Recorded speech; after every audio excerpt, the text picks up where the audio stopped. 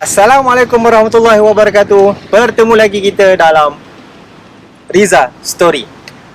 Hari ini kita bukan nak review pasal makanan, kita bukan nak review pasal tempat-tempat yang best, tetapi hari ini kita nak review satu tetamu yang didatangkan khas daripada Jepun. Dan bersama-sama kita hari ini, kalau nak tengok siapa kita nak interview, siapa kita nak review, jom saksikan video selepas ni. Okay, oh.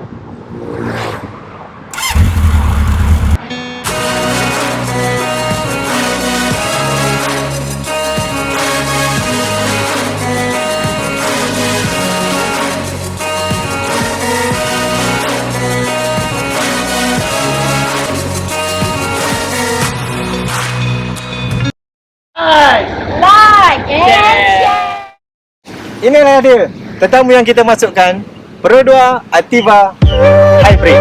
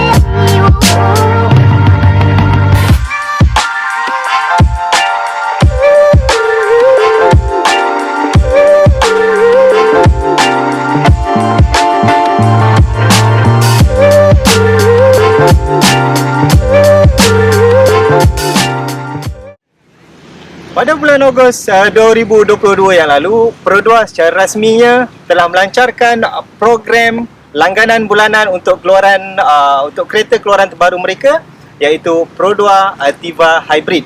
Kereta ni masih lagi belum dihasilkan secara komersial di kilang mereka, dan mereka hanya membawa masuk sebanyak 300 unit sahaja, iaitu model Daihatsu Rocky Hybrid terus daripada Jepun, untuk dibuat sebagai market study di pasaran Malaysia. Jadi 300 unit ini dibahagikan dalam 3 region, iaitu di Johor Bahru, di Kuala Lumpur dan juga di Pulau Pinang. Kemasukan kereta ini dibawa oleh anak syarikat mereka, iaitu Pro 2 Easy Mobi. Para peserta yang berjaya dalam program langganan Pro 2 ini perlu membayar refundable deposit sebanyak RM2,150 dan juga bayaran langganan bulanan sebanyak RM500 selama 5 tahun. Dalam tempoh 5 tahun ini, pelanggan hanya perlu membayar RM500 setiap bulan, dan itu adalah termasuk dengan kos penyelenggaraan wear and tear kereta ni, insurans dan juga road tax sekali ditanggung oleh pihak Pro 2. Program langganan Ativa Hybrid oleh Pro 2 ini dijalankan selama 5 tahun dan perbatuan dihadkan sebanyak 100,000 kilometer sahaja. Jadi kalau dikira-kirakan, peserta perlu membawa kereta ini berjalan sebanyak 20,000 kilometer dalam masa 1 tahun ataupun setiap tahun. Kereta ini dilengkapkan dengan GPS telematics untuk Pro 2 mendapatkan data-data kajian pemanduan mereka, dan juga pihak peserta perlu memberikan feedback mereka setiap 3 bulan. Inilah dia Daihatsu Rocky E-Smart Hybrid yang ditukar ke lambang Pro 2. Jadi daripada maklumat yang kita ada, semua 300 unit tersebut hanya didatangkan dalam warna putih saja, iaitu warna pearl white. Dan sekali imbas kita memang nampak macam Pro 2 Ativa Turbo yang lain, tetapi muka hadapan grill hybrid ni lebih compact, ya, dengan grill hadapan yang berbeza. Dan di situ kita nampak ada berombak dekat situ, bersekali dengan bumper hadapan yang didatangkan dengan lampu kabus ataupun fog lamp hadapan LED. Daripada hadapan ni boleh dikatakan ia nampak lebih tinggi sedikit dan agresif daripada Pro 2 Ativa yang lain. Kalau kita tengok dari sebelah sisi penumpang ini, kita akan nampak sedikit kelainan, di mana cermin tingkap bahagian hadapan cerah, tak ada tinted, dan hanya bahagian belakang sahaja yang bercermin gelap. Lagi satu, ini adalah salah satu ciri-ciri lah Japan spec yang kita nampak dekat sini. Cermin sisi sebelah penumpang ni pun ada nampak sedikit kelainan di situ. Anda akan nampak reka bentuk cermin sisi ala JDM Jepun lah dekat situ. Di sebelah sisi pula, rim 5 jejari bersaiz 17 inci kita nampak kat situ dengan nut 5 lubang, berbanding dengan rim tayar model Pro 2 yang lain yang mempunyai 4 lubang. Didatangkan dengan tayar Dunlop Inasif bersaiz 195/60 17. Okey, sekarang kita tengok bahagian belakang kereta ni. Kalau tengok perbezaan ketara yang kita nampak adalah bumper dan juga plate number untuk Ativa. Untuk Ativa Hybrid ni, plate number dia memang spek Jepun lah, dia ke bawah. Kalau produk Ativa biasa di Malaysia, plate dia memanjang dan mendatar. Dan tak ada lambang lain dekat sini, tak ada lambang AV atau H dekat sini, hanyalah Ativa. Tapi dekat situ owner dia, pemilik kenderaan ni, dia letak Ativa Hybrid lah, sebab dia kata dia nak parking dekat shopping mall untuk parking lot hybrid kereta elektrik kan. Dia nak pergi shopping, jadi dia tambah lah kat situ. Sebenarnya tak ada hybrid dekat situ hanya Ativa saja. Dan ini straightway, lambang daripada Daihatsu tukar kepada Pro 2. Lagi satu saya nak tunjuk dekat belakang ni, specialnya adalah tailgate belakang ni. Kalau kita tengok, ini adalah bahagian plastik dan ini adalah bahagian besi. Tetapi keseluruhan tailgate ini adalah daripada plastik. Keseluruhan material belakang ini adalah daripada plastik. Dan ini kaca lah, tak ada masalah. Dan ini plastik. Ini body besi. Tapi jangan risau, dikatakan bahan material ini cukup keras dan selamat lah, dikatakan dekat sini. Dan inilah dia yang saya katakan, seluruh bahagian tailgate ini adalah plastik sebenarnya. Ruang dalaman boleh muat sehingga 369 liter. Ada dua bahagian. Ya, boleh letak, kita boleh tukar di bahagian atas dan juga bahagian bawah. Ini kita tengok bahagian atas dan kita boleh turunkan bahagian bawah. Lagi satu secret compartment yang saya nak tunjuk dekat Pro 2 Ativa ni, special Pro 2 Ativa Hybrid ni. Yang specialnya dia ada di sini. Ini adalah electric pump. Electric pump yang kita boleh guna dekat sini. Jadi kalau kereta anda pancit dekat tengah jalan, anda boleh baiki sendiri dan boleh menggunakan electric pump DC charger di sini. Dan dia tersimpan rapi dengan di ruangan simpanan yang tak nampak, cukup kemas. Okey, sekarang kita pergi ke bahagian enjin pula. Kita tengok apa specialnya Pro 2 Ativa Hybrid ni. Okey, kita ke bahagian enjin pula. Kereta ni dia memang sememangnya ada feeling-feeling EV sikit lah, sebab dia cukup senyap. Dia bukannya fully EV, dia hybrid. Dia juga ada juga enjin petrol. Tetapi ia dilengkapi dengan di sini kita nampak elektrik motor berkuasa 106 PS, menghasilkan 170 Nm torque. Dipadankan pula dengan enjin 1.2 3 silinder NA enjin yang berkuasa 82 PS, menghasilkan sebanyak 105 Nm torque. Tetapi enjin ni sebenarnya hanyalah bertindak sebagai generator sahaja untuk mengecas bateri hybrid ni. Jadi boleh dikatakan kereta ni sebenarnya bergerak dengan hanya menggunakan kuasa bateri enjin hybrid yang terletak di bawah seat belakang. Dan bunyinya sememangnya senyap lah. Okey, kita dah tengok bahagian luar. Jadi sekarang jom kita jalan dekat bahagian dalam Pro 2 Ativa Hybrid ni macam mana.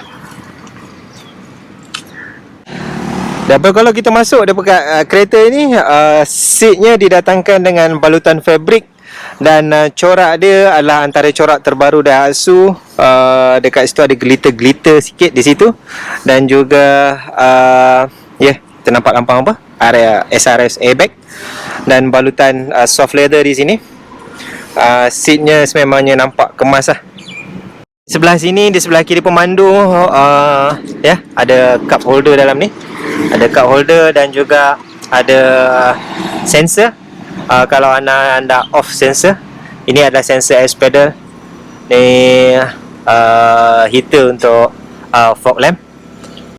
Bahagian dalaman kereta ni juga kita nampak dia memang cukup bermurah hati, memang generous. Dengan dekat sini ada dua pemegang botol holder. Dekat bahagian aircon dekat sini pun ada botol holder juga. Kita boleh letak minuman dekat sini. Di bahagian sisi pintu juga ada dua botol holder. Dah berapa banyak botol holder dalam ni. Memang cukup generous sekali dia buat. Okey, dan kita boleh nampak dekat sini Activa Hybrid ni dia tak ada handbrake. Dia cuma ada EPB, iaitu Electronic Parking Brake, dan di sebelah ni ada button hold assist. Kemasan soft leather dekat sini di bahagian tombol gear. Dan di sini memang kita nampak rekaan Daihatsu lah, iaitu ada tombol untuk kawal control blower dan juga aircon dekat sini. Di sini start stop button. Ini adalah infotainment Pro 2. Okey, jadi inilah perbezaan utama yang kita dapat lihat dalam Pro 2 Activa Hybrid ni, iaitu papan pemuka dia yang menunjukkan charge, eco dan juga power. Di situ kita nampak ada lambang tayar dekat situ, di mana kalau kita brake dia akan recharge. Ini adalah lambang bateri. Ini adalah bar indikator kadar bateri, dan juga di situ lambang enjin. Kalau dia enjin dihidupkan, dia akan menyala untuk mengecharge bateri. Okay, setelah kita bawa kereta ni selama beberapa hari, apa yang kita nampak antara kekurangan kereta ni yang datang adalah buat masa ni kawalan untuk radio ni tak disertakan di steering. Dekat steering tak ada. Steering ni hanyalah untuk kita kawal dashboard, untuk kita tukar dashboard saja macam mana. Tiada kawalan radio dekat sini. Jadi kalau nak kena kuatkan radio, kita kena pergi sendiri dekat skrin ni. Jadi semasa memandu ianya memang agak mengganggu sebenarnya. Dan kereta ni juga tak disertakan dengan reverse camera, dan parking camera memang tak ada. Dashcam camera pun tak ada.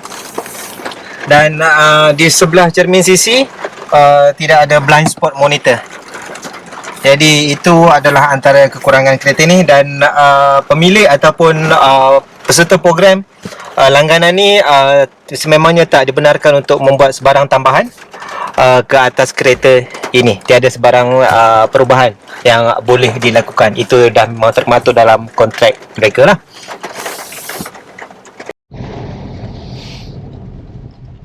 Okey, dari segi perasaan pemanduan dekat sini, sememangnya kita terasalah di mana keadaan dalam kabin ni sememangnya senyap, sebab enjin ni kereta ni betul-betul dijalankan ataupun digerakkan dengan menggunakan bateri. Dan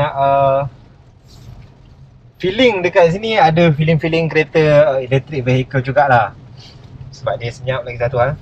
Dan enjin itu hanya akan berbunyi sekiranya dia dah sampai satu tahap di mana tahap bateri itu dah kurang. Jadi enjin akan running secara automatik untuk mengecharge bateri hybrid tersebut lah. Dan macam biasa untuk kereta hybrid, kalau kita lepas minyak tu, lepaskan pedal minyak, dia akan auto generate lah initial, dia akan auto generate untuk bateri juga. Kereta ni Activa Hybrid ni memang didatangkan dengan smart pedal. Smart pedal iaitu kalau nampak button hijau dekat sini ada tulis SPDL tu, smart pedal.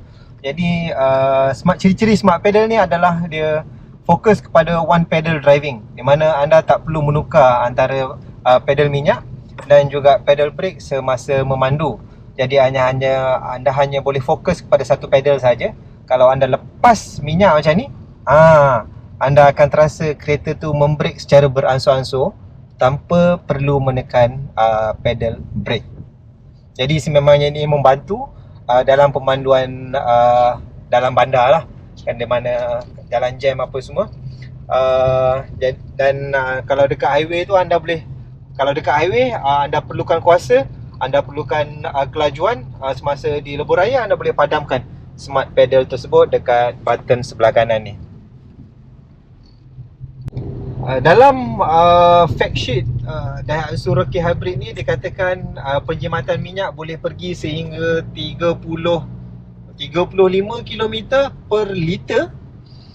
Boleh mencapai sehingga 35 km per liter lah.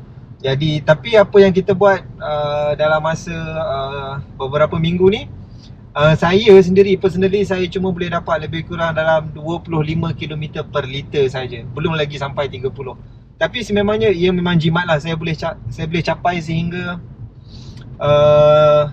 650 hingga 700 km dalam satu tangki penuh. Memang agak menjimatkan lah.